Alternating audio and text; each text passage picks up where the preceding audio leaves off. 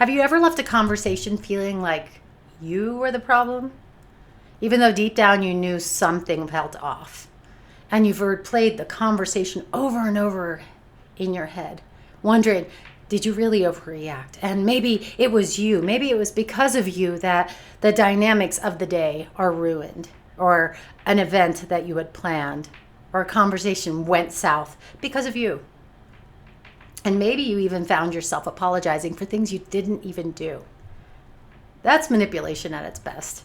And today we're going to talk about some things that you can say when you feel like someone is gaslighting you. And we're going to learn how to do these things without losing your cool, without second guessing yourself, and without giving away your power. And we're going to talk about why these things, why these phrases that you can say actually work, and some real world examples. And I'll give you a framework for practicing these responses until they become second nature. Welcome to my channel. Before we get started, don't forget to hit the bell, like, subscribe, and share this channel, and comment if something in this training video resonates with you. I do respond to all comments, and I would love to hear what you have to say, and if this resonated with you, or if there's something that you've learned in your life, I would love to hear that. So let's go into what gaslighting is. We're going a little bit deeper than Tuesday's training when I talked about being gaslit because you're sensitive. Now we're going into what is it? It isn't just a buzzword thrown around on social media. We're hearing it a lot. Gaslighting. We're hearing it in any situation, whether it's politics, whether it's workplace settings. It's a specific form of psychological manipulation where someone causes you to question your own memory. And if you haven't seen the movie, go rent it. It's a phenomenal movie. I believe it's from the 40s. And you really get a sense of what gaslighting is and why it's used in such a way today. So it's, like I said, it's where someone causes you to question your own memory, feelings, perception of events. It's subtle, it's powerful. It can happen in romantic relationships, families, friendships, even the workplace. It can happen in any situation. And that is such an intense form of manipulation when somebody actually starts to question your own memory. And I remember this happening to me, where the person was actually telling me what I had done. And I actually started to believe it. And meanwhile, I had not done those things. And I ended up apologizing. So the movie is from 1944, right? And Gaslight, that's the name of the movie. And that's where the husband manipulates his wife into believing she is going insane by making her question her own perceptions. So, and does that sound dramatic? It is, but it happens. So let's talk about some phrases, like maybe you've heard these things in your life. Classic gaslighting sounds like, you're overreacting. That's not what happened. I didn't do that. When you call someone on their behavior, no, that didn't happen. Again, you're so sensitive. You're remembering it wrong. You're being dramatic. It's not a big deal. Why are you making such a big deal out of that? And here's what makes gaslighting so insidious. It doesn't just attack your position. It attacks your ability to have a position. It makes you question whether you can trust your own mind. How messed up is that? And I like to think of myself, thought of myself as confident. Yes, I had my insecurities, but I thought of myself as confident. And I would get into these relationships, intimate. This happened in intimate relationships as well as friendships. And it happened in family dynamics. It happened everywhere. But I would get into these dynamics and I would be strong. And I was systematically broken down to actually think, yeah, it is me. And that's what happens in the movie. So here's the thing. Gaslighters aren't often evil masterminds. I joked the other day that there's an annual gaslighting convention and they get together and figure out how are we going to gaslight people. Now, I'm just joking about that. Sometimes they're just people who learn these patterns from their own families, right? We're all doing the best that we can in any given moment, given what we've been given. And these patterns in our life, these ways of communicating, these ways of interacting are learned behaviors, right? So sometimes there are people who just genuinely can't be wrong. My experience is that people who were just emotionally shut down did not have the emotional IQ to be able to handle these kind of things. And sometimes there are people who are so uncomfortable with conflict that they'd rather make you doubt yourself than face an uncomfortable truth. They don't want to see the mirror. But guess what? Regardless of their intention, that's about them. The impact's on you, where you start questioning your own reality. So let's talk about why gaslighting works so well. And it really attacks 3 fundamental human needs. We're humans. We're social beings. We rely on communication. We rely on interactions with others. The first one there, a basic human need, is the need to be believed. When someone challenges your version of events, your brain goes into overdrive just trying to prove you're right. You start explaining, over-justifying, and providing evidence as if you're on the stand defending your case. But the more that you explain, the more defensive you sound. And the more the person gaslighting can say, see, you're getting all worked up over nothing. The second human need is the need to be understood. Humans are wired for connection, like I said.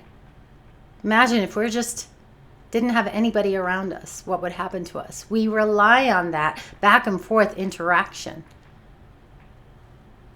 And when someone misrepresents your intentions or feelings, you desperately want to correct it. So you keep trying to explain what you really meant, what you actually felt. You might even set up another meeting to really discuss your stance. And because you don't want to be misunderstood. You want to be understood. But a gaslighter isn't interested in understanding you.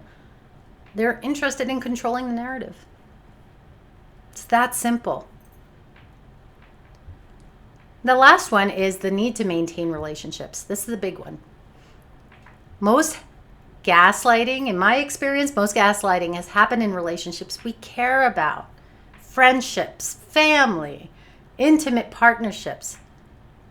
So when someone we love or depend on starts questioning our reality, we are more likely to question ourselves than question them. We think, maybe I'm being so sensitive. Maybe I did react. They love me. Of course this wouldn't happen. And if you're a recovering people pleaser like myself, that need to maintain relationships is a big one. I put myself through so much of this dynamic in multiple areas of my life because I was just trying to be the people pleaser. I could not handle the fact that somebody might walk out on me, whether it was a friendship or a partner. So understanding these needs helps us see why the typical responses don't work. So if we get defensive, no, that's not what happened, just makes us look unstable. Like we don't have a grasp on it. Over explaining, wait. Let me tell you what happened. I want to tell you what happened. It gives them more ammunition. And apologizing, okay, maybe you're right. I'm sorry. Guess what? That just gets us in a cycle of rewarding the manipulation. So let's talk about how you can respond without yelling, without spiraling, or apologizing. It's such a powerful tool. It's so simple but powerful. And it works because they're clear, they're calm, and completely unshakable. I remember with one person in my life, the minute that they were confronted with something, they'd start raising their voice. And then before I understood these techniques, I would start raising my voice. And then it just was World War III. And then I learned these techniques, and one time the person blew up at me, and I said, "Why are you yelling?" Just like that. Calm, steady. "Why are you yelling?" And their response, "I'm not yelling." "Why are you yelling?" And I just kept saying that over and over again. And I didn't apologize. My old self wanted to apologize. My old self wanted to fix it. But I stood my ground, and it just kept saying, "Why are you yelling?" And before long, that person was like, "I'm not yelling." And I kept doing it. And the dynamic actually changed. That pattern doesn't exist in our communication anymore. So let's go into some of the phrases that you can start putting into practice right away. 1, "That's not how I experienced it." We talked about this on the other training about being sensitive, saying, "My experience of you is." When you talk about your own experience, they can't doubt it because it's your own experience. No one can take that away from you. So repeat after me. "That's not how I experienced it." And that phrase is pure gold. It doesn't argue, it doesn't accuse, it doesn't get defensive. It just holds your truth. This is what it's about. It's staying to your truth, finding your truth, and owning it. It's calm, unshakable. And let's talk about why it works. It's not confrontational. You're not saying that they're lying. It's not defensive. You're not trying to prove anything. And it's not negotiable. You're stating a fact about your experience, and no one can ever take that away from you.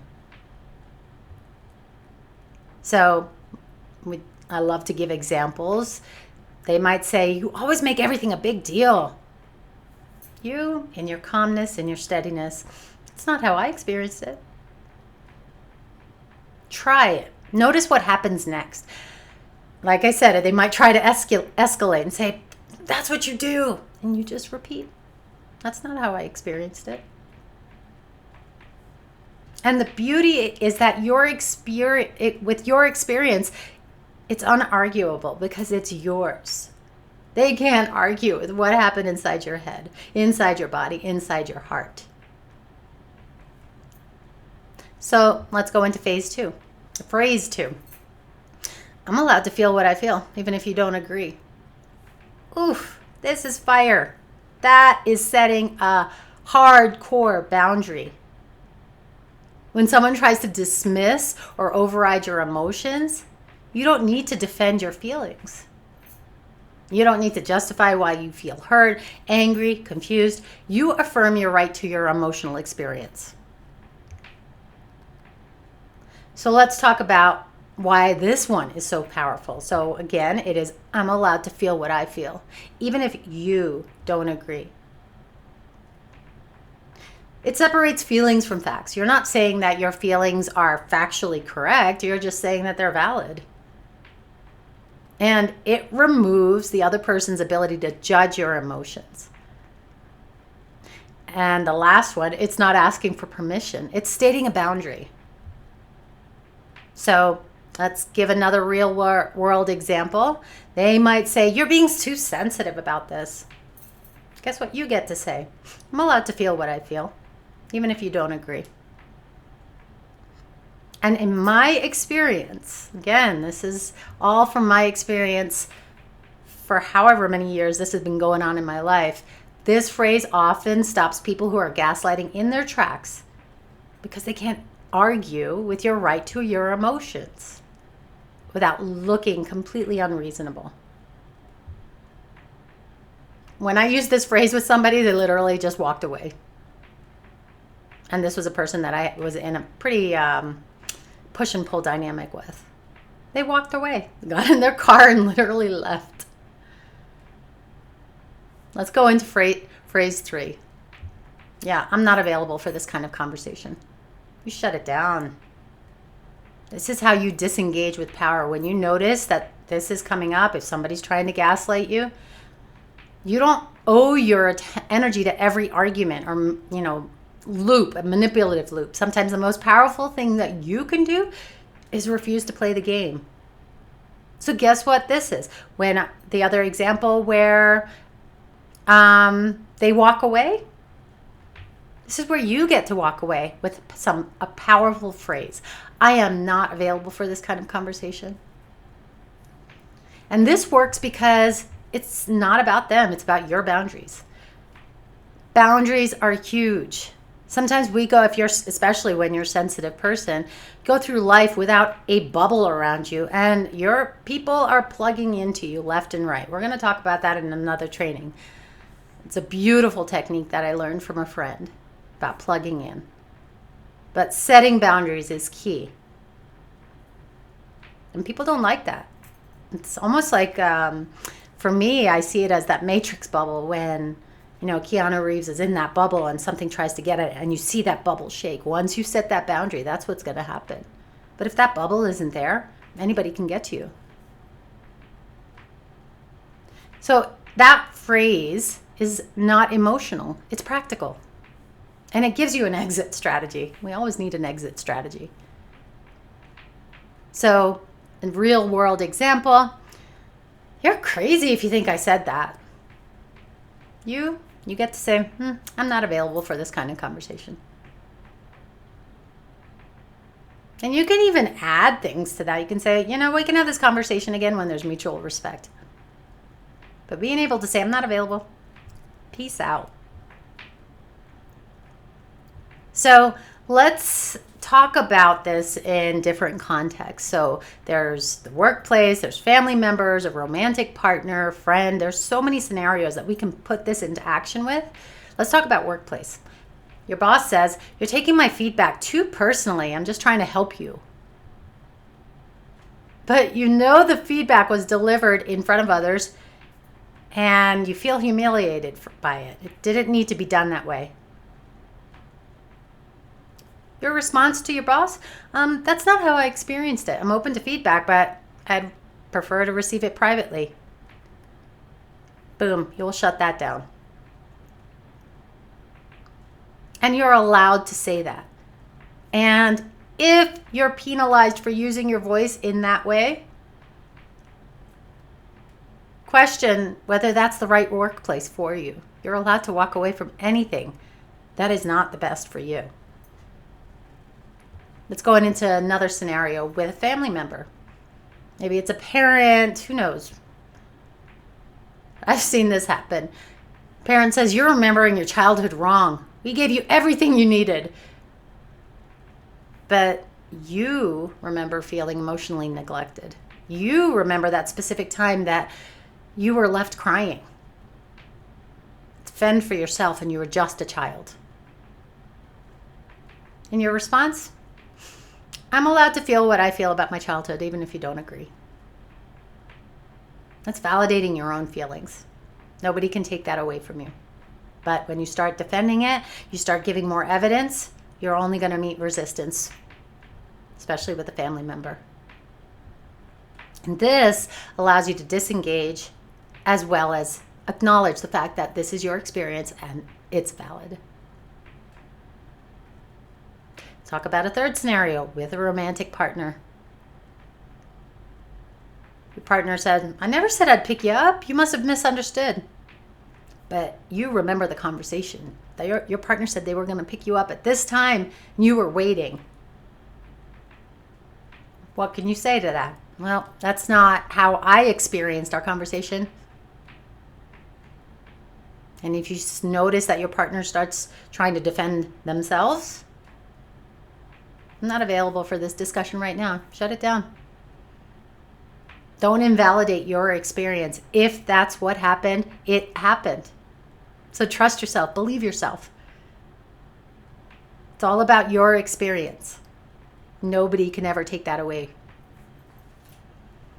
The last one, a friend. Yes, friends can gaslight. A friend says, you're making a big deal out of nothing. I was just joking. Oh, I hate that when people deflect and say, I'm joking. They say something, I was just joking. That's a whole other conversation too. Let's talk about joking. But the joke, in this situation, the joke felt hurtful, targeted. And you can say, I'm allowed to feel what I feel. I'm allowed to feel hurt by what you said. Even if you don't agree it was hurtful. So in all these situations, yeah, there can be an aftermath because you're finally learning to stand on your ground. If you've been in this pattern, who knows? I did it for 30 plus years. But if you've been in this pattern and you start to change it, before there's change, there can always be a little resistance. So here's what can happen after you use these phrases. They might escalate. They might say, "You're giving me attitude. Stay calm. Calm down." You can easily just say, "I'm not trying to give you attitude. I'm just being clear about my experience." It's that simple. Changing your voice, changing your tone, staying grounded. They might try to flip it. "You're so defensive." I'm not defensive. Being honest about how I experience things. They might dismiss you. "Fine, whatever." "Ooh, I hate whatever. I hate whatever." But guess what? If they say fine, whatever, it's actually a win. You've maintained your truth without getting pulled into the situation, without getting pulled into more gaslighting. They might actually pause and think. Sometimes when you refuse to play the game, people realize they've been playing it. It's rare, but it happens. And I've seen that. I've seen it happen in dynamics where there was definitely constant gaslighting. But when you start to just say, "Hey, I'm not playing this game," people do have the potential to realize they've been playing it and playing it with you. So the key is staying consistent. Don't let them pull you back in defending, explaining, or apologizing. Your truth is your truth. So practice makes powerful. You have to start by practicing these, because if you have not done this before, it can definitely be scary. It can definitely feel, "Oh my gosh, this is so unfamiliar. I've never done this before." And you want to fall back into that older version of yourself that responds in that way, that gets you looped into more and more gaslighting. This can be scary, but you have to practice. Start with the mirror. If there's a dynamic in a certain relationship in your life that you want to practice with, start by talking to yourself in a mirror. That's always great. Practice with a friend, trusted friend. And start small. You don't have to wait for a big blow up for this to happen. It could be smaller interactions. It could be a coworker who dismisses your idea. It could be your boss who does something in front of everybody. It could be a cashier who insists that you're wrong about a price. Build your confidence. It takes time to build your confidence. And as you compound that confidence, then at the end of it, it just becomes second nature. This one, as a breathwork instructor, breathing is so important. And sometimes you could go through a whole minute and realize that you've only taken an inhale about 2 or 3 times. You're holding your breath most of the time. When we're stressed, when we're in this flight or fight place in our heads, the stress response is often to hold your breath. And the other thing is when somebody tells you to take a deep breath, if you're stressed and you can't fill up, that can cause more stress. So, to keep it simple, when you feel that familiar twist in your stomach that says something's off here, take a breath. Like I said, it doesn't have to be anything extravagant. All it has to be is a reminder to go. That pause is so powerful. It gives you time to choose your response instead of reacting. And the last thing, remember, you don't have to convince. We're not on trial here. Your goal isn't to make anybody agree with you. Your goal is to maintain your truth, your dignity, your own respect. And that's it. That's simple. So let's talk about when to walk away. Sometimes these phrases aren't going to be enough. And if somebody's consistently gaslighting you and refusing to respect your boundaries, it has the potential to escalate into verbal abuse. It might be time to seriously evaluate the relationship. So some red flags to notice is that the person never takes accountability for their actions. It's always your fault. They're constantly making you question your sanity. They punish you for setting boundaries. You set a boundary and you might not hear from them for a couple of days. They escalate to threats or intimidation. They might even talk about you in a negative way to other people. But you can't reason. Remember this. You can't reason with someone who benefits from your confusion. Or you can't explain yourself to someone who profits from your self-doubt. So what I would love for you to do is practice.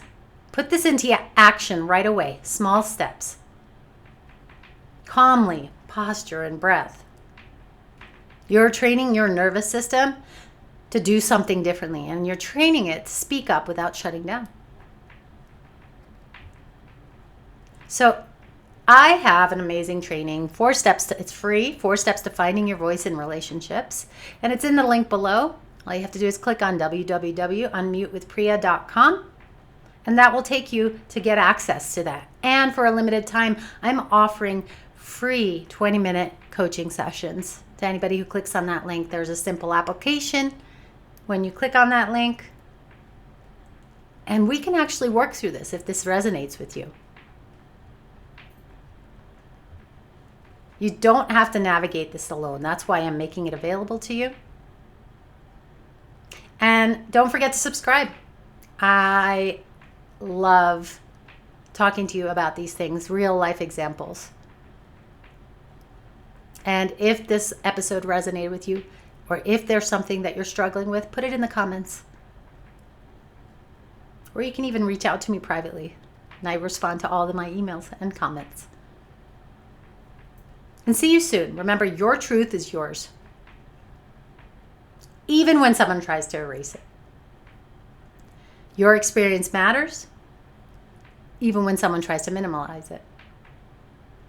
And you have the right to be heard, even when someone tries to silence you.